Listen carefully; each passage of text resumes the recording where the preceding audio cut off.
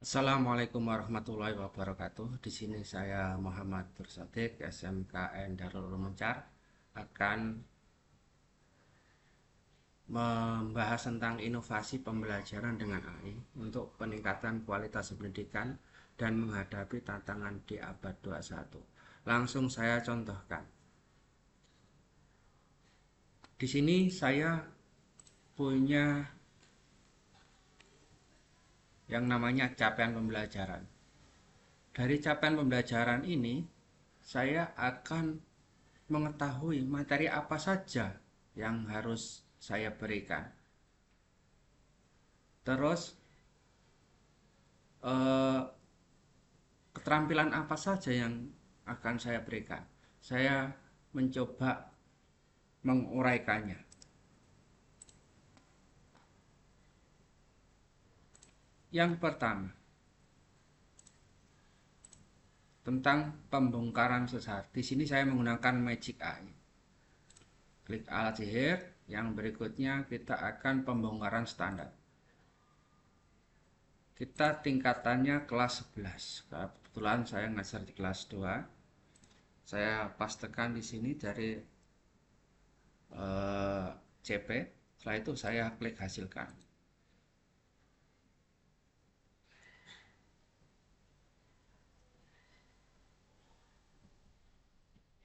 Oke, kalau ini dalam bentuk bahasa Inggris, klik tindakan, terjemahkan ke dalam bahasa Indonesia.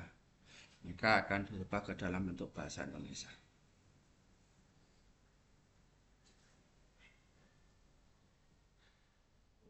Nah, dari sini akan saya mengetahui yang pertama. Yang pertama adalah dalam CP tersebut ada keterampilan ini yang harus dimiliki oleh siswa, pengetahuan ini yang harus dimiliki siswa, dan konsep ini yang akan dimiliki oleh siswa.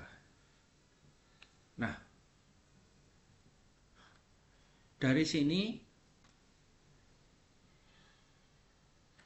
kita bisa melihat kisi-kisinya, apakah pembelajaran kita bisa berjalan dengan baik atau tidak. Berarti ini adalah target kita dalam pembelajaran, bahwa yang pertama siswa sudah menunjukkan kemampuan menerapkan setidaknya 3 prinsip desain dalam proyek visual. Contohnya begitu. Kebetulan saya pengajar desain komunikasi visual. Nah, penilaiannya, metodenya, ini cara mengajarnya. Ada yang lokakarya, ada diskusi, ada studi kasus. Ada ide penilaiannya adalah rubrik penilaian. Jadi sesuai dengan prinsip penilaian dari tahun 2024 kemarin, bahwa kita mudah sekali kita membuat rubrik-rubrik penilaian.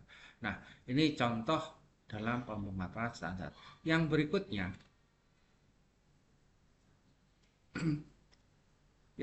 kita contohnya ingin menentukan tujuan pembelajaran. Kebetulan di sini saya akan namanya saya alat sihir. Kita akan belajar yang namanya pembongkaran standar yang tadi. Yang berikutnya kita akan membuat yang namanya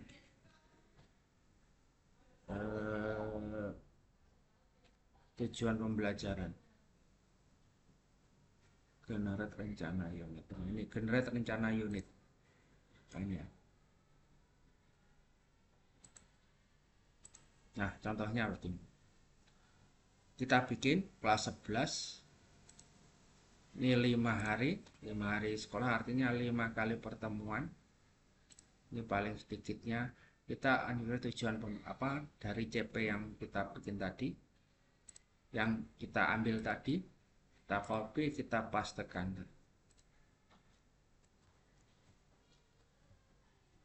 Ini persyaratannya, bisa dikasihkan lebih baik, tidak juga ada masalah, kita hasilkan. Nah, ini.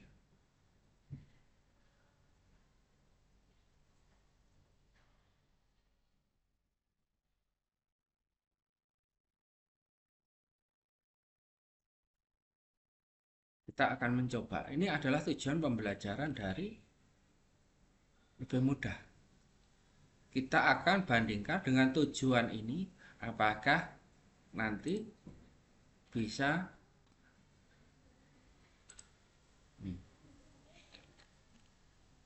apakah bisa mendapatkan dari standar ini. Jadi anak harus punya keterampilan, pengetahuan dan konsep. Kita sudah membuat sebuah penjutaan. Ini bisa memahami prinsip desain, keseimbangan, kontras, repetisi. Ini contohnya. Terus tujuan yang kedua, mengidentifikasi ini komunikasi ini sebenarnya sudah mendapatkan tujuan pembelajaran. Terus menganalisis, merancang proyek. Setelah itu siswa merefleksikan pembelajaran proyek.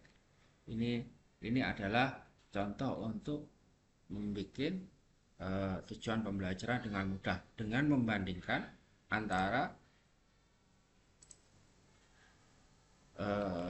pembongkaran standar dengan generator rencana unit. Ini harus match supaya kita apa? Kita ngecek. Jadi tujuan pembelajaran ini sudah sesuaikah dengan standar yang sudah ditetapkan antara keterampilan, pengetahuan, dan konsep. Nah, kita akan mencoba lagi untuk memberikan perintah untuk membuat perangkat pelajaran. Klik Raina Chatbot. Yang berikutnya kita akan membuat ini. Kamu adalah guru desain komunikasi visual plan, ingin membuat langkah pembelajaran model Tigoverel melalui langkah pembelajaran. Sebelum kita membuat perintah ini, kita harus belajar yang namanya ini. Jadi ini susunan perintah agar hasil didapatkan menjadi maksimal. Yang pertama ada create, ada rise, ada apple, ada start, ada clear. Nah, di sini harus kita belajar ini supaya apa? Hasil yang kita dapatkan maksimal. Di sini saya sudah mencoba membuat sebuah perintah di ChatGPT atau Raina Chatbot. Nih, kamu adalah guru kelas 11, model pembelajaran delivery dengan tujuan memahami prinsip dengan waktu 540 menit dilakukan dalam 3 pertemuan. Nah, kita coba kita copy. Setelah itu kita pastekan ke sini.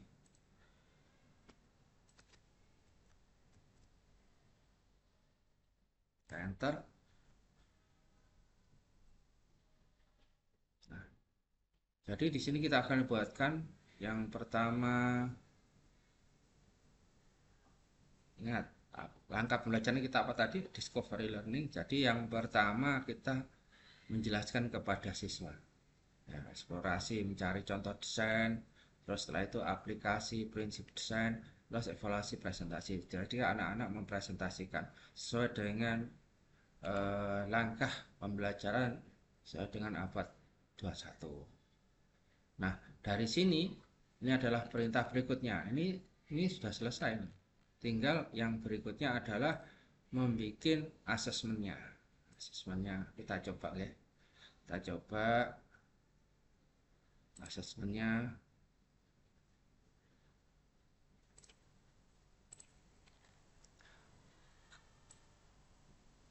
Nah ini asesmen formatif dan sumatif. Untuk pembelajaran kita klik copy, kita coba masukkan ke sini.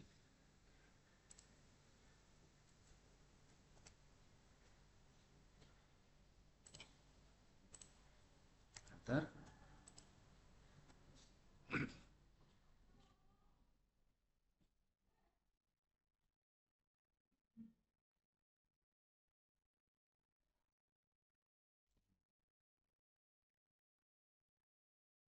Yang formatif. Dari sini kita formatif, kita mengetahui kalau pembelajaran yang kita berikan berjalan dengan baik atau tidak. Terus setelah itu sumatif di sini untuk memberikan penilaian. Kita akan mencoba untuk dirubah ke dalam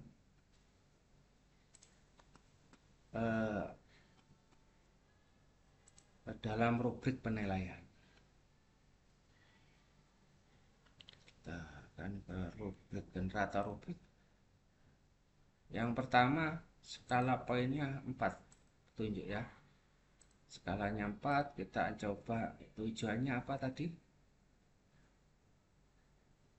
Memahami dan hubungan komunikasi. Misal kita copy, kita taruh di sini di standar text. Nah, ini deskripsi tugasnya. Nah, ini kita lihatkan di ini kisi-kisinya, kisi-kisinya supaya rubriknya sesuai dengan kisi-kisi yang ada di sini. Nah, itu klik hasilkan.